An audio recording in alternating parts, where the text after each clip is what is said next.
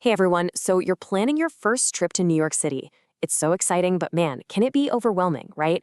The city is just huge, the options feel endless, and you've got that fear of missing out on something amazing. And that's the big question, isn't it? How do you possibly take this massive, chaotic, wonderful city and boil it down into the perfect first visit? I mean, where do you even start? Well, don't worry, that's why we're here. So that's what this is all about. We've dug into the advice from New York local and travel expert John Barr to put together a super clear, can't-miss checklist. These are the 12 things you've just got to do to say you've truly experienced New York. By the time we're done, you're going to have a rock-solid game plan. All right, let's dive right in. We're kicking things off with the stuff that just screams welcome to New York. The tastes and the sights that hit you right in the senses the moment you arrive. First things first, and our source John is not messing around with this one.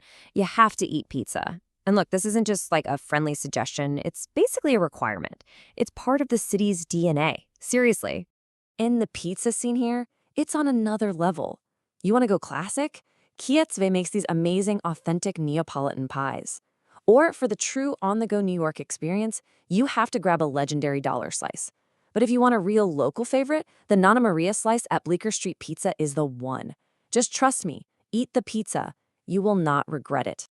Okay, next up, Times Square. This one's complicated.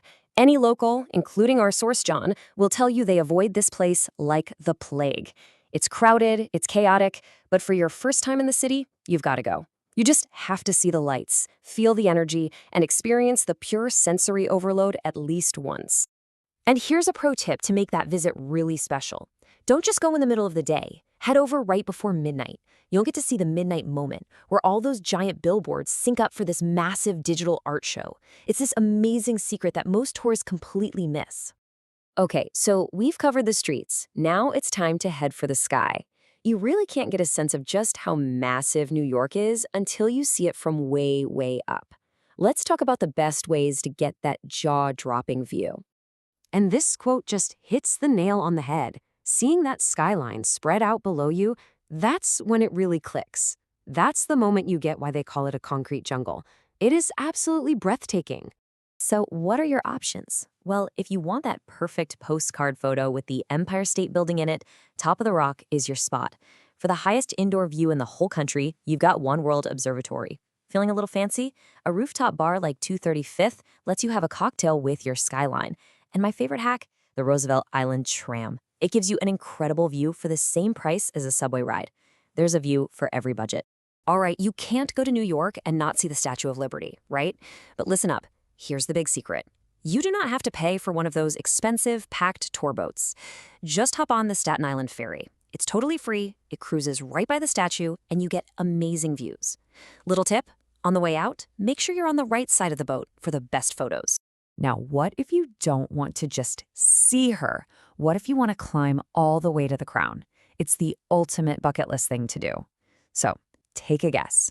How many people a day get to do that? The answer is only 500. Just 500 people. And this is super important, so listen close. If you want to be one of those 500, you can't just walk up and buy a ticket. No way. These tickets sell out months, and I mean months ahead of time. You have to book them directly from the National Park Service website way, way in advance. So if that's on your list, plan ahead.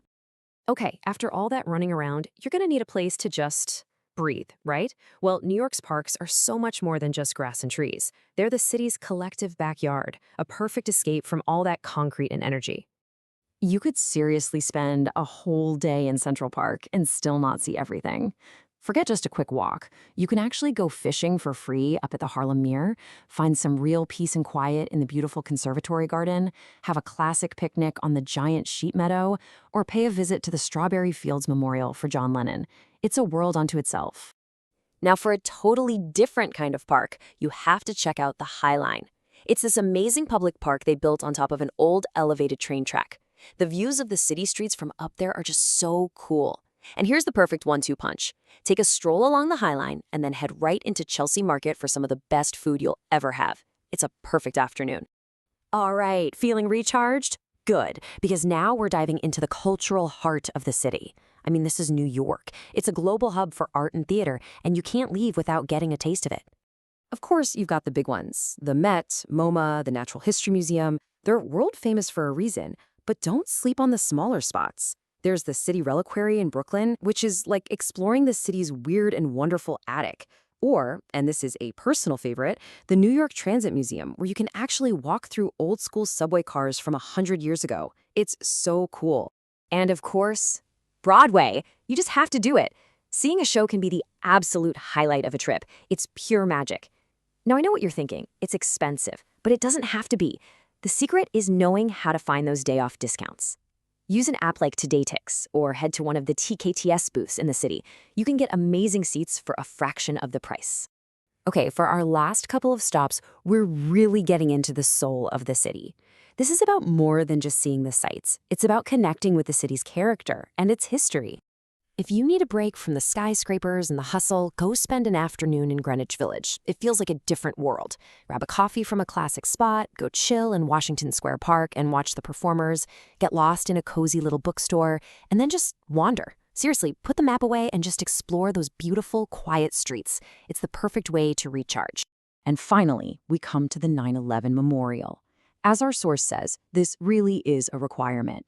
It is a very somber, very quiet, and incredibly powerful place. Standing there, by the two reflecting pools set in the footprints of the towers, it's a deeply moving experience. It's an essential part of understanding the city, its history, and its unbelievable resilience. So there you have it, the 12 absolute must-dos for your first trip to New York City. From the perfect slice of pizza to the most powerful moments of reflection, you now have the roadmap. So the only question left for you is, which one of these amazing experiences will be your first New York moment? I hope you're inspired and ready to start planning your adventure.